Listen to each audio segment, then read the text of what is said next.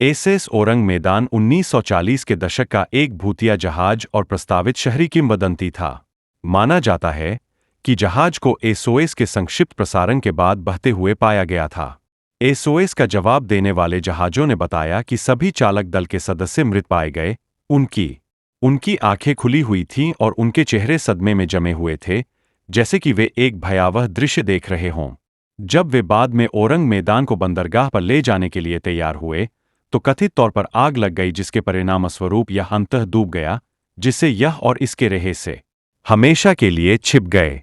कहानी का सबसे प्रमुख संस्करण जहाज को डच ईस्ट इंडीज, आधुनिक इंडोनेशिया में मलक्का जलर मरुमध्य के पानी में रखता है, जबकि कहानी के अन्य संस्करण जहाज को मार्शल द्वीप या सोलोमन द्वीप के आसपास रखते हैं।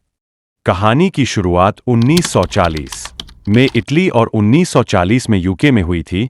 इससे पहले कि इसी तरह की कहानियां 1948 में और बाद में 1952 में फिर से दोहराई गईं। शोधकर्ताओं द्वारा किसी भी आधिकारिक रिकॉर्ड में जहाज की पहचान करने में असमर्थता, साथ ही स्थान की असंगत रिपोर्टिंग और संस्करण बदलने वाले अन्य विवरणों ने फोर्टियन टाइम्स जैसे रहस्य प्रकाशनों में अटकलें लगाईं। ओरंग, जिसे ओरंग भी लिखा जाता है, शब्द मलय या इंडोनेशियाई में आदमी या व्यक्ति के लिए है, जबकि मैदान इंडोनेशियाई द्वीप सुमात्रा का सबसे बड़ा शहर है, जो मैदान का आदमी का अनुमानित अनुवाद देता है। जहाज की दुर्घटना के विवरण विभिन्न पुस्तकों और पत्रिकाओं में छपे हैं, मुख्य रूप से फोर्टियाना पर। हालांकि उनकी तथ्यात्मक सटीकता और यहां तक कि जहाज के अस्तित्व की भी पुष्टि नहीं हुई है, और जहाज के निर्माण और इतिहास का विवरण अज्ञात है। किसी भी आधिकारिक पंजीकरण या दुर्घटना जांच के लिए की गई खोज असफल साबित हुई है। कहानी के 1940 के संस्करण में सोलोमन द्वीप के दक्षिण में एक क्षेत्र में भेजे जा रहे संकट संकेत के बारे में बताया गया था। पहला संदेश मिला जिसमें कहा गया था, स्टीमशिप औरंग मैदान से एसओएस शॉर्टवेव वायरलेस के साथ जहाजों से डॉक्टर से संपर्क करने की विनती करें। जरूरी। इसके बाद संभवतः दूसरा अधिकारी मर चुका है। चालक दल के अन्य सदस्य भी मारे गए हैं। चिकित्सा परामर्श की उपेक्षा करें। युद्धपोत को तत्काल सहायता के लिए एसओएस अपनी स्थिति बताने के बाद प्राप्त अंतिम संदेश एक अधूरा वाक्यांश था, चालक दल ने। औरंग मैदान पर प्रतिक्रिया करने वाले जहाजों को कोई उत्तर नहीं मिला। 1947 में या उसके आसपास किसी समय मलक्का जलर मरुमध्य में नौकायन कर रहे दो अमेरिकी जहाजों, सिटी ऑफ बाल्टीमोर और सिल्वर स्टार, और वहां से गुजरने वाले अन्य जहाजों ने पास के डच व्यापारी जहाज औरंग मैदान से कई संकट संदेश प्राप्त किए।